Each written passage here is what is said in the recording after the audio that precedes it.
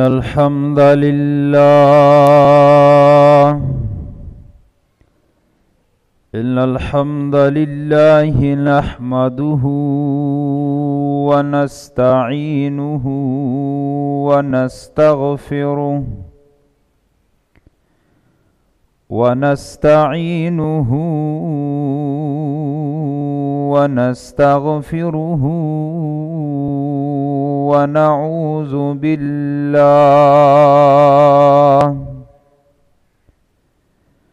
ونعوذ بالله من شرور أنفسنا ومن سيئات أعمالنا. من يهده الله فلا مضل له ومن يضلله فلا هادي له. وأشهد أن لا إله إلا الله وحده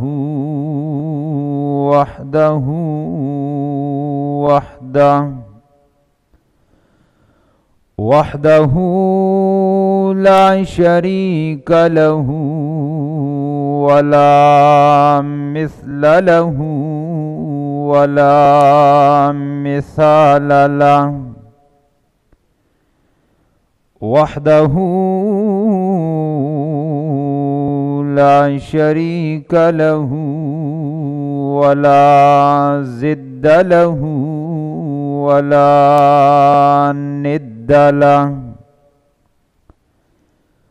وحده لا شريك له ولا نظير له ولا مشير له. وحده لا شريك له ولا ولد له ولا والد له. وأشهد أن محمدًا عبده ورسوله. أما بعد فأعوذ بالله من الشيطان الرجيم. ولا يحسبن الذين يبخلون بما آتاهم الله من فضله بل هو خيرا لهم بل هو شر لهم. سيطوقون ما بخلوا به يوم القيامة ولله ميراث السماوات والأرض والله بما تعملون خبير. محترم و عزتمندو مسلمانانو رونو، کله چې موږ او تاسو قرآن کریم لولو او بیا یو سړی احادیثی مبارکه لولی، نو په قرآن او حدیث کې دو سیزونه داسې دي چې هغه د یو بل سره یوځای ذکر کیږي، شریک د یو بل سره ذکر کیږي. علما ورته اخوین وی چې دا خپل منځ کې رونه دي، او په دې خبره به اله سړی پوهیږي چې د قرآن کریم تلاوت کوي او د سوچ او فکر پکې کوي او په تدبر سره لولي، نو دا دونه داسې دي دا بالکل یو بل سره پیوست ذکر کیږي. یو ته صلات وی منز او بل ته زکات وی. اقیموا الصلاة وآتوا الزکاة اقمنا الصلاة وآتینا الزکاة. نو قرآن کریم کی دا دوانه یو ځای ذکر کیږي او دا دوانه الله رب العالمین په خپلو بندګانو باندې فرض کړي دي. څنګه چې مون فرض دی داسې زکات هم فرض دی. او د اسلام بنیادی ارکان هغه 15 خبرې دي. حدیث کی راضی بنی الاسلام علی 5: شهادت الله اله الا الله وان محمد رسول الله وتقیم الصلاة وتؤتی الزکاة وتصوم رمضان وحج البیت. د اسلام بنیاد دا په 15 سیزونو باندې دی. اول پکې کلمه د شهادت ته چې دغه تعلق دی د عقیده د توحید سره. یعنی کله چې سړی اسلام کې داخل شي نو بس دی پورا موحد بشي. دی به د هر قسم د شرک او د شرکی مجلسونو نه ځان بچ ساتي. که په د سخت راځي په د تکلیف راځي دی به یو الله ته آواز کوي. حاجت روا مشکل کشا به صرف او صرف یو الله گنی. نبی ولی پیر بزرگ شجر حجر ونی بوټي د دینه به امداد نه غواړي. نو د اسلام بنیاد په 15 خبرو دی. اولنۍ خبره پکې دا ده. دویم پکې د مانځه پابندي ده. دریم زکات ورکول دي. سلورم د رمضان المبارک روجی نیول دي. پنځم حج د بیت الله شریف دی. نن زمون خبره د الله رب العالمین په توفیق سره د زکات په باره کې ده. دینه مخکې مونږ د نبی علیہ الصلوۃ والسلام د پاکو بیبیانو د 11 بیبیانو سیرت غ ذکر کو. نو نن د زکات متعلق خبره ذکر کو. ځکه څنګه چې مون فرض دی داسې زکات هم فرض دی. که یو سړی مونځ مني او زکات نه مني نو هم د اسلام کې داخل نه حسابېږي. که زکات ورکوي او د مونځ نه انکار کوي نو هم د مسلمان نه حسابېږي. دواړه الله رب العالمین قرآن کریم کې یو ځای ذکر کوي. نبی علیہ الصلوۃ والسلام د قرآن کریم تابع دی. هغه په خپلو خبرو کې دواړه یو ځای ذکر کړي دي. دا اصل کې دی مقصد د پاره دی چې څنګه مون فرض دی داسې زکات هم فرض دی. بیا علماو پکې اوسو حکمتونه ذکر کړي چې قرآن کریم چې وی اقیموا الصلاة او سمدس پسې وی وآتوا الزکاة. دا دواړه شریک ولې ذکر کوي؟ نو یو حکمت پکې دا دی چې کله یو انسان په بدني اعمالو کې تکړی منځونه ښه ډېر کوي روجیم نیسي که د جهاد موقع راشي جهاد لمزي حجونه و عمریم کوي نو الله رب العالمین زکات فرض کو چې د بدني اعمالو کې تکړه دی خو چې د مال لګي کنه لګي الله دا انسان معلومه بدني اعمال خوده کوي او ما چې دل دا کم مال ورکړی دی دې کې زکات فرض کو چې دې مال لګي کني خرج کوي. دی وجنه حدیث کی راضی پیغمبر علیہ الصلوۃ والسلام فرمائی الصدقه برهان وې د مؤمن د ایمان دلیل دا زکات ورکول دي. یعنی کله چې تا باندې زکات فرض او تی ادا کې نو دا بستا دلیل او نخی چې تا زکات ورکو ته اصل کې مؤمن مسلمان دی. نو څنګه چې مون فرض دی دا سه زکات هم فرض دی. بل حکمت پکې دا ذکر کوي چې د انسانانو کې چونکې تفاوت او لږ فرق دی، لکه ما درته وی بدني اعمالو کې تکړی مونځ ښه په پابندۍ سره کوي، خو چې کله ورته یو فقیر یو محتاج مخې ته ودرېږي، یو غریب ته مطالبه وکړي، نو بیا پکې صفت د بخیلتوب پروتي، بیا دې شوممي، بیا دې بخیلمي، مال لګولو ته به تیار نه وي. او کله کله سړی صدقه او خیراتونه ډیر کوي، خو د مانځه پابندي نه کوي. ته به ورته ویې لکه مانځه له راځه، د جمع ټیم پوره دی، د قسمه قسم بانې کوي. کله وایي ته زه درلم، ورېږه دا ګاک رخصتومه زه درځم، او زما خو کپړې جوړې نه دي. نه، دواړه الله رب العالمین فرض کړي. مونږ څنګه فرض دی، زکات هم دغه رنګ فرض دی.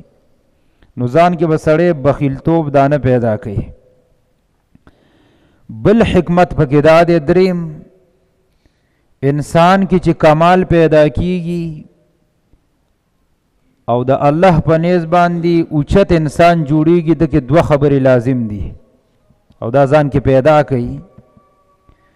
دوه صفات داسې دي دا چې په چا کې رالو، کاغه نارینه دی کاغه زنانه دی.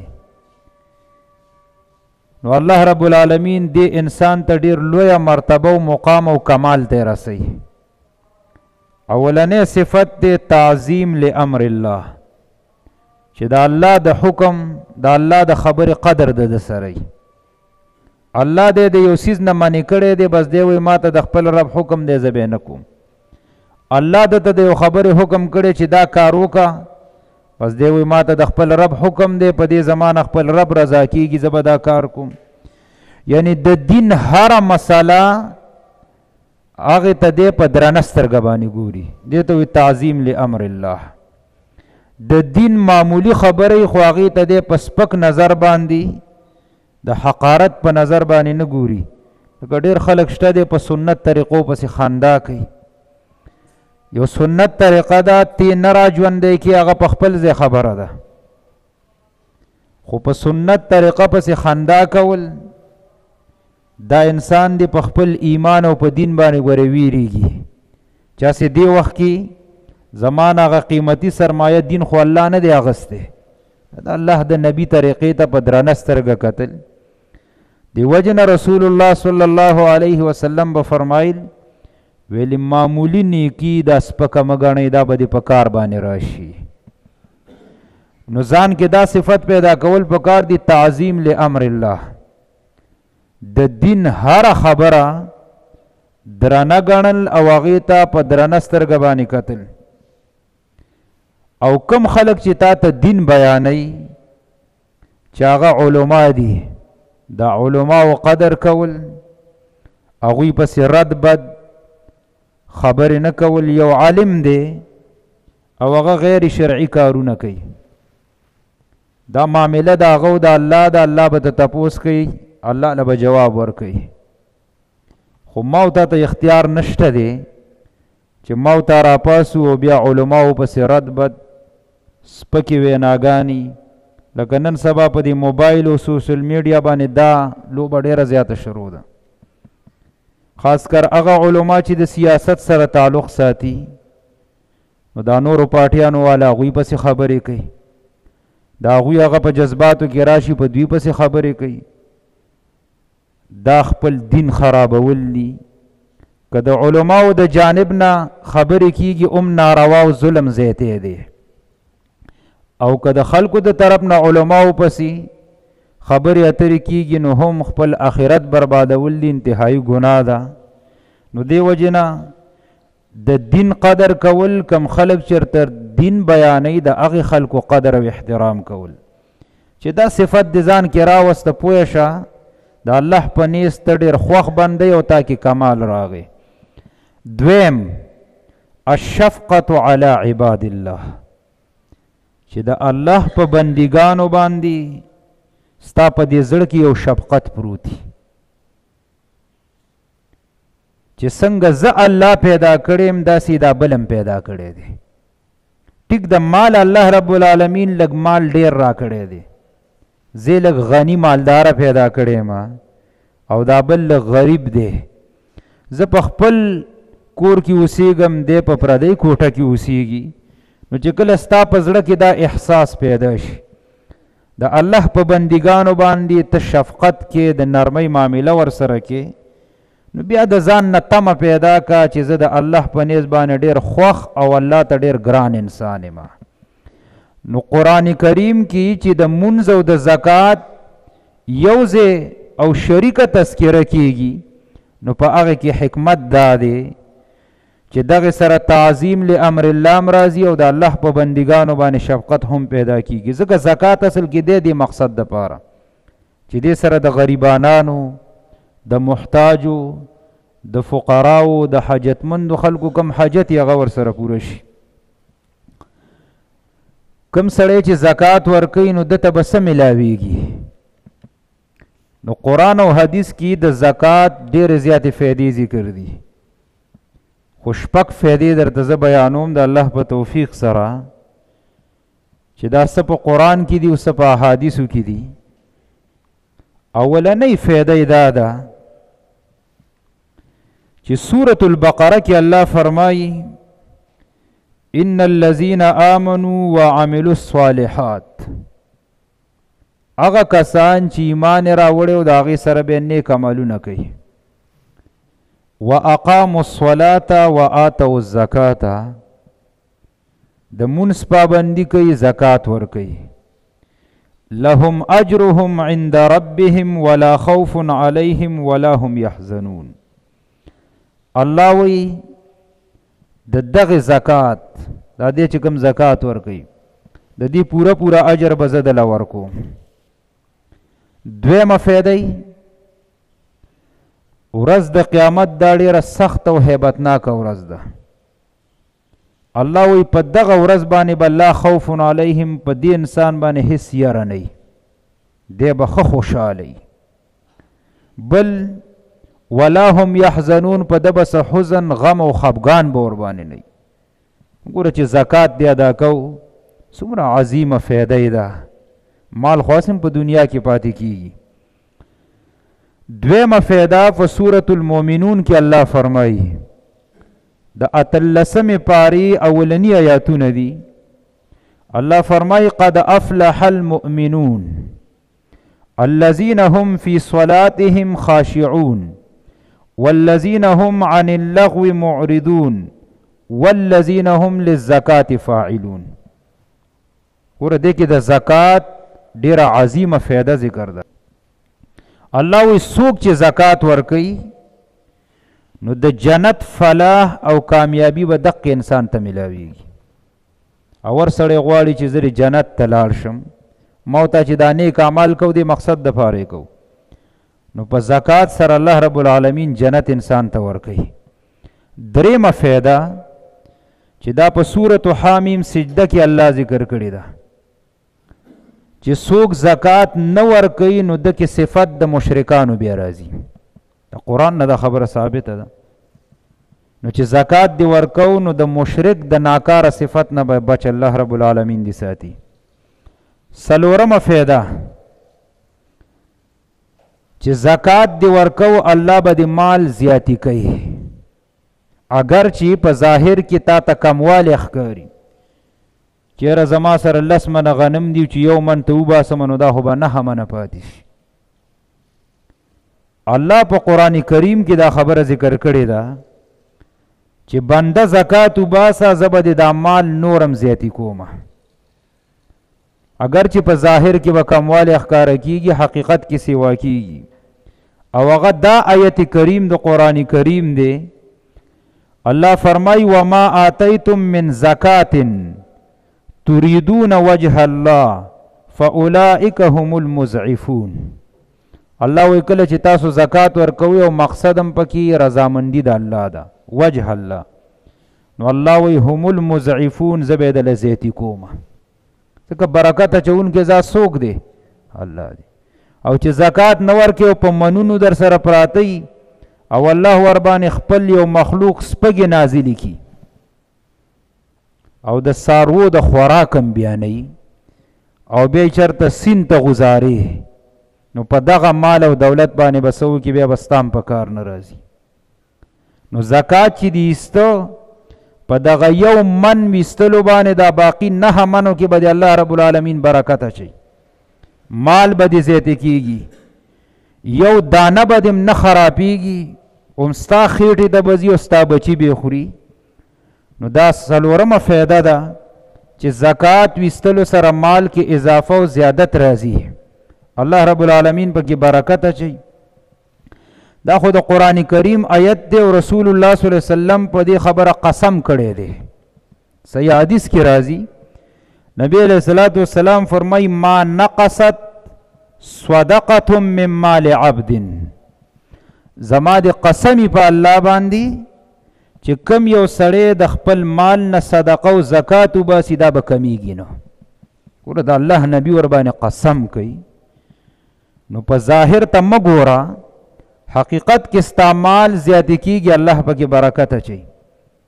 پنځمه فایده چې دام قرآن کریم ذکر کړی ده چې څنګه په زکات سره ستا مال پاکیږي، دغه رنګ په زکات ایستلو سره د نفس او د بدن هم الله پاکي. ګوره دا څومره فایده ده. د انسان دا نفس دې کې قسمه قسم ګندګیانې راځي، تزکیه د نفس دا به صحابه کرامو ډېره زیاته کوله، محاسبه د نفس به کوله. نو زکات چې دی ایستو نو مال به دې الله پاکي، نفس دې پاکي. او هغه دا آیت د قرآن کریم دی، الله فرمای خذ من اموالهم صدقه تطهرهم وتزکیهم بها. الله وی په زکات ایستلو سره دی ظاهر او باطن دواړه زپاکوما، مال بدیم پاک شي، نفس بدیم پاک شي. او الله رب العالمین داسې انسان ته ګوره ډېر لوی خیر او برکت ورکوي چې مال دیم پاک شي، برکت پکې الله واچي. د قسمه قسم عذابون دی الله رب العالمین مال محفوظ وساتي، او نفس دیم الله پاک کی د بیمانو د مصیبتونو نه به الله رب العالمین بچ وساتي. شپږمه فایده زکات چې دی ورکو نو الله دی جنت ته داخلي، او چې جنت ته داخل شو نو به زمونږ استاد خو هم دغه د پاره کوششونه دي، منډې تړلې دي او عبادت کو چې الله مونږ له جنت راکړي. او دا بیا په حدیث کې راغلی ده، ابو ایوب انصاری رضی الله تعالی عنہ فرمایي ان رجلا قال للنبي صلى الله عليه وسلم اخبرني بعمل يدخلنا الجنه ويباعدني من النار. نبی علیہ الصلوۃ والسلام نے یو سړی تاسو کو ویل اے دا الله رسوله ما ته داس یو عمل خایا، اخبرني بعمل چې هغه عمل زکوم چې الله می جنت ته داخل کی ويباعدني من النار، د اور د جهنم نه په بچم. اسی د دې صحابي دی سوال ته سړی حیران شي، د دنیا تاسو غره نه دی کړي. منګو تاسو اکثر تاسوونه د دنیا کو، صحابه با اکثر تاسوونه د آخرت کول، او دا غوی اصل کی هغوی د خپل زندگی دی د پاره ګرځولې و چې په دې دنیا په دې ژوند کې ځان نه د آخرت د پاره تیارې وکم. صحابي پوښتنه کوي د الله رسول ما ته داسې عمل خایا چې الله می جنت ته داخل کی او د جهنم د اور نه په بچم، او داسې څوک هم نشته چې هغه به دا نه غواړي. هر سړی غواړي کنه چې الله جنت راکړي او د اور د جهنم نه می بچ کی. نو دینه معلومه شوه چې صحابه کرامو سره فکر آخرت ډیر زیات و، او هغوی به دا کوشش کوو چې په کم کار به زما رب رضا شي چې جنت را لراکی، د قبر، د برزخ، د جهنم د عذابونو نه محفوظ وساتي. نو نبی علیہ الصلوۃ والسلام ورته څلور خبرې ښودلي، دا واورئ او بیا دې باندې عمل وکئ، الله به مونږ ټولو ته جنت راکړي. اولنۍ خبره ورته دا وکړه چې دا اولنۍ خبره تعلق دی د عقیدې سره، ځکه مین سیز بنیادی سیز دا د انسان عقیده ده. نو نبی علیہ الصلوۃ والسلام ورته وی تعبد الله ولا تشرک به شیئا. که جنت تتلل غواړي او د جهنم د اور نه ځان بچ کول غواړي نو خالص بندگی کوه د الله، ولا تشرک به شیئا، او د الله سره هیڅ څوک شریک مګرځوه. کاغه نبی دی، کاغه ولی دی، کاغه نور اولیاء الله دی، کاغه په قبرونو کې پراته بزرگان دي، او حاجتونه چې غواړي نو د چا نه به غواړي؟ یو الله نه. که قبرستان ته ځي، ادیرې ته ځي، نو مړو ته به دعا کې د مړو نه به دعاګانې نه غواړي. دې ته وایي ان تعبد الله ولا تشرک به شیئا. ویلې دویم کار دا کوه تقیم الصلاة، د مانځه پابندي کوه. نو د مانځه پابندي دا ده چې په نارینه باندې په جمعات کې د جمع سره مونځ کول دا لازم دي، بغیر د عذر نه د جمع سره مونځ پرېښودل. بخاری کې راځي صحابي فرمایي وی زمونږ په زمانه کې به دا کار منافقانو کو چې بغیر د عذر به ناسو د جمع مانځه ته به نه حاضرېدل. اوس د هر سړی خپل ځان وتلي او د ځان سره ګریوان کې سوچ وکړي چې زه څو منځونه د جمع سره کوم او دا څو منځونه زه بې جمع کوم او بغیر د عذر کوم. نو تقیم الصلاة دې ته وایي د مانځه پابندي، چې سړی به د جمع سره مونځ کوي. زنانه د پاره غوره او افضل مونځ دا په کور کې دی. دویم د مونځ پابندي دا ده مونځ په خپل وخت باندې کول. دویم د مانځه پابندي دا ده چې کم سے کم تا ته خو دومره پته وي چې په دې مونځ کې دا عمل زه وکم په دې باندې په ما سجده سهو راځي، په دې مونځ کې دا عمل زه وکم په دې باندې زما مونځ مات شو بیا به یې د سره کوم. دې ته وایي د مانځه پابندي.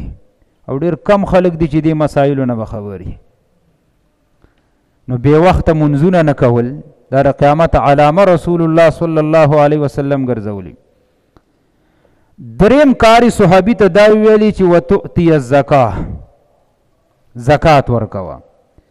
څلورمې ورته ویلي او دې کې زمونږ ډېره زیاته کمزوري ده وتصل الرحم، خپلولي پاله، رشتہ داری پاله. که یو کس تا سره تعلقات ختمی تی ور سره ما ختموه، که یو کس تا پریدی تی ما پریدا، که یو کس تا سره دشمنی کوي تو ور سره بغض او حسد په زړه کې مساته. نبی علیہ الصلوۃ والسلام حدیث کې راځي وی فرمایل وی خپل ولی پالل دې ته نه وي چې پلانکې ما سره ښه کوي نو زه به م ورڅخه کوم، او که را سره بد کوي نو زه ورسه بد نه کوم خو زه م ورسه تعلق نه ساتم. دې ته صله رحمي نه وایي. صله رحمي دې ته وایي او د اوچت مؤمن مسلمان شان دا دی چې پلانکې تا پریدي نو تی مه پرېږده، خالص د الله د رضا دپاره ورسره خپل تعلق ساته.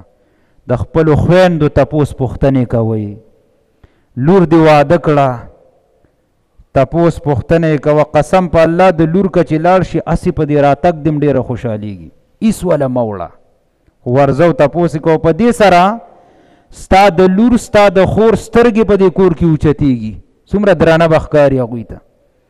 یعنې نن سبا خو داسې وخت ده پیغورونه وله بیا ورکوي، وایي نه دې رور تپوس کوي او نه دې پلار تپوس کوي. نو دې وجې نه صله رحمي پالئ دې کې ډېر لوی خیر دی. حدیث کې راځي نبی علیہ الصلوۃ والسلام فرمایي څوک چې خپل ولی پالي الله به رزق فراخه کړي، الله به له عمر اوږد ورکړي. نو دا څومره عظیمې فایدې دي. زما او ستا په معمولي خبرو باندې په میاشتو رور د رور نه خفه دی، خبرې نشته. رور د خور سره خبرې اترې نشته، پلار د زوی نه خفه دی، زوی د پلار نه خفه دی. ختم کوي دا بغض، دا حسدونه او دا کینی، هیڅ ته نه جوړېږي. د الله د رضا دپاره کونو عباد الله اخوانا، رونه ګرځېدل پکار دي.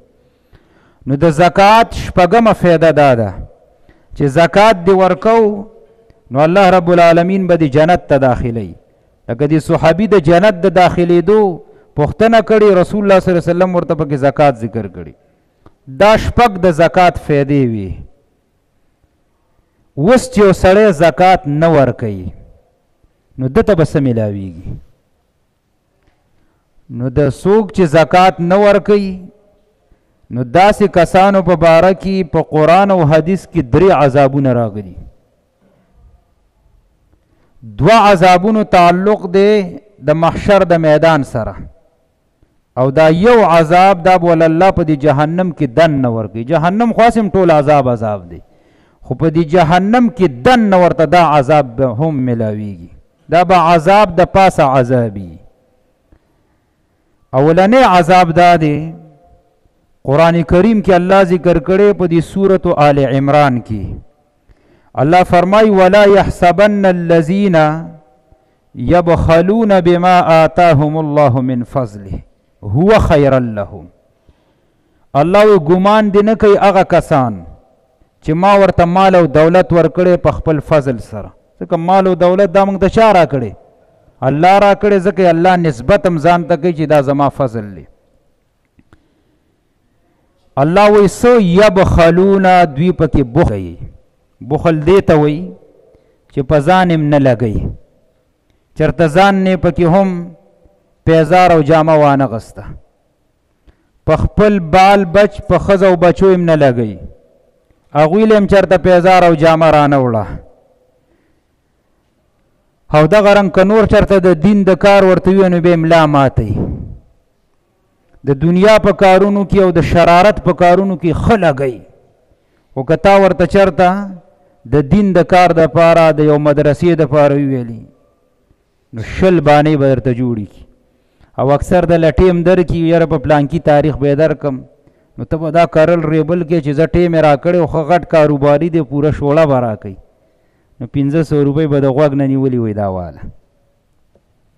د دین په کار کې نه خرج کوي.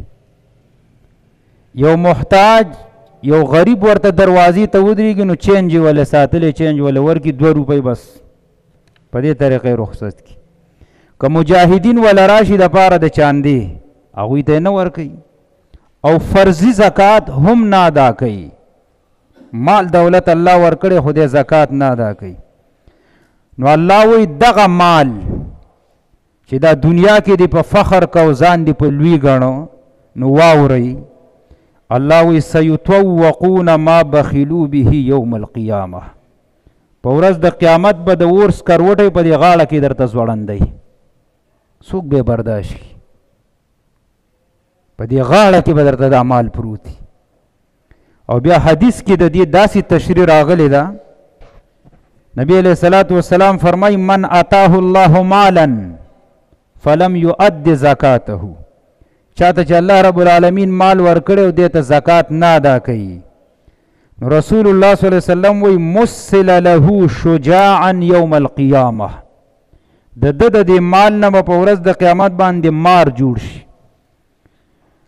محدثین لیکي وی شجاع هغه مار ته وی چې دې په لکۍ باندې کینی، که په اس باندې یو کس سوري نو دې هغه ته ور ټوپ کوي، که پیدل رواني دا غم دې سر ته وردانګي، دومره طاقتور او خاماري. الله به دا ستا د دې مال نه جوړی د دې کم نه چې تا زکات نه دی ورکړي. او نبی علیہ الصلوۃ والسلام بیا وفرمایل اقرع له زبیبتان. دا سمار دی چې په سر باندې گنجې دی، اقرع وی گنجی ته، او زبیبتان او 2 داغونه په دې تندي کې داسې سترګې شان لګېدلې دي.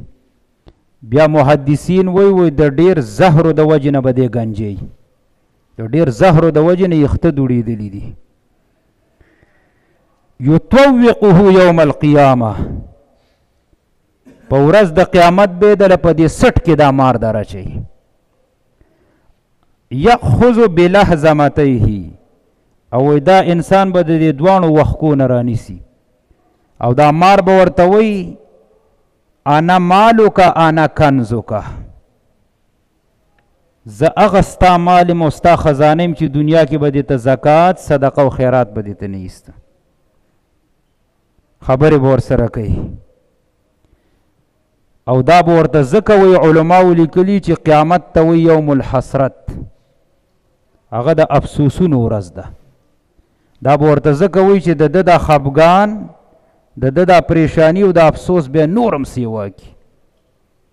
خو په هغه ورځ خو کار څومره افسوس وکړي توبې وباسي نو په کار خو نه راځي که نه، دا خو د مرګ نه مخکې دا کارونه کول دي. او په صحیح ابن حبان حدیث کې ورصدام راغلی دي چې دا سړی به ته تختی او دا مار به ورپسي، او چې دی ډېر زیات تنګ شي نو دی به دا لاس باندې داسې منې کوي د ځان نه، نو دا لاس به ته په خوله کې ونیسي. او د الله نبي وایي داسې به وله دا لاس وجوي لکه اوښ چې ټانټه خوله کې ونیسي او داسې یته کي. او په طبراني د حدیثو کتاب دی په هغې کې ورصدا راغلي چې په دې سر به وله چک ولګوي او سر به وله سورې کي. نو هغه بدبخته خلک چې الله وله مال و دولت ورکړی دی او دې زکات نه ادا کوي، نو د دغه بدبختو خلکو دپاره الله رب العالمین به داسې ناشنا عذاب وله بیا ورکوي. الله دې مونږ د داسې عذابونو نه امن او محفوظ کې وساتي. دا ګوره ډېره ګرانه خبره ده، د تیښتې لاره نشته. یوم یفر المرء من اخی و امه و ابي. دا یو عذاب دی د زکات نه ورکوونکو دپاره. دویم عذاب دا په صحیح حدیث کې راغلی دی، نبی علیہ الصلوۃ والسلام فرمایي د چا چې اوخانی او هغه نصاب ته رسیدلی دی ته زکات نه وباسي، د چا سره ګډي بیزی دي نصاب ته رسیدلی دی زکات نه ورکوي، د چا سره غواګانی دي نصاب ته رسیدلی دی زکات نه ورکوي. نو چې ورځ د قیامت شي نو ملائک به دقه انسان سم لی داسې، ځکه حدیث نه ثابت ده په ورځ د قیامت به دې بعضې څیزونه متشکل کیږي، الله به ورته شکلونه ورکوي. نو دی به ورته سم لی او دا اوښان به ورباندې خیجي او کوزیږي، دا ګډې بیزې به ورباندې ځي او راځي د پاس، او دی به دا چغې او سورې به دی وایي، او ده ته به ویلی کېږي چې تاله مې ډېر مال دولت درکړی او ګډې بیزې دې وي، غواګانې اوښان دې وي، زکات دې ته نه ایسه، دا ستا هغه سزا ده. نو دا دوه عذابونه دا خو په محشر په میدان کې دي، دې خلکو ته به دې سم شرمنده کی. دریم عذاب چې دا په سورة التوبه کې الله ذکر کړي، دا د جهنم په اور کې دننه درته ملاویږي. جهنم اور خاصم ټول عذاب دی، خو دا عذاب د پاسه عذاب دی. او هغه دا آیت ته الله فرمایي یوم یحمى علیها فی نار جهنم فتکوى بها جباههم وجنوبهم وظهورهم هذا ما کنستم لانفسکم. د چا سره چې نقد رقمی دا د هغوی سزا ده، اشرفی دی ورسره، ډالر دی ورسره، پیسې دی ورسره، سونا چاندی ده ورسره، او دی د هغې نه زکات نه ادا کوي، نو دا به د اور په جهنم باندې دا سری کیږي. او الله وی فتکوى بها جباههم و جنوبهم و ظهورهم، دا بدن بدله په داغي داسې به در پسې نیسي او دا چغې او سورې به وخي. معمولی یو څیز دلته په اور ګرمه کو زه به یې ونیسه په ګوتو کې که نه، او دا څه اور دی، اور د جهنم دی. الله دې ته مونږ وساتي. نو چې دا پیسې ستا دپاره سبب د عذاب ګرځي، نو ولې نه ورکې محتاج فقیر ته؟ یو غریب درته ودرې د هغه هم پکې لږې ورکه، نو څه په کمی خو در کې نه راځي، الله به دله ښه مال سیوا کړي. نو زکات چې څوک نه وباسي نو ګوره دا صح عذابونه دي. اخري مسله دا ده، په دې خو د ټول امت مسلمه اتفاق دی چې زکات فرض دی، او که یو سړی بیا هم د زکات نه انکار کوي، بالکل منی نه، او ده ته ښه پته ده چې زکات فرض دی او دې ته انکار کوي، نو په راجح قول د علماو سره دی کافر دی، اسلام نه خارج دی. ځکه زکات د دې فرضیت دا یو ښکاره مسله ده که نه. قرآن چې چېرته مونځ ذکر کوي هلته زکات هم ذکر کوي، او بالکل په اجماع د مسلمانانو سره دا فرض دی. خو که یو سړی مني چې او زکات شته او په ما فرض دی خو د سوسوالي د وجې نه ادا کوي، نو بیا د مسلمانان خلیفه وقت کار بدای د کبیره ګناه کې خو اخته دی، خو هغه به راونیسي او د ته به وایي چې شابه زکات ورکړې دی مال نه، او کنی ادا کوي نو د ابوبکر رضی الله تعالی عنہ په فیصله به عمل وکړي چې د نبی علیه الصلاة والسلام د وفات نفس هغه وفرمایل لأقاتلن من فرق بین الصلاة والزکاه، ابوبکر بن د هغه سړي په خلاف جنگ کوي څوک چې د مونځ او د زکات په مابین کې فرق راولي، مونځ مني چې مون فرض دی کوي او زکات دا نه مني او دا نه ادا کوي، نو دا دواړه شیزونه الله رب العالمین فرض کړي دي، مونځ هم فرض دی او زکات هم فرض دی. باقی راتلونکي جمعه کې به انشاءالله نصاب د زکات څه دی، یو سړي سره څومره مالی په د زکات لازمي دی به ورکوي، څاروي څومره څاروي او نور چې د دې کوم ضروري مسایل دي هغه به ذکر کوو. الله دې په دې خبرو موږ ټول له د عمل کولو توفیق راکړي. واقول قولي هذا استغفر الله لي ولكم ولسائر المسلمين.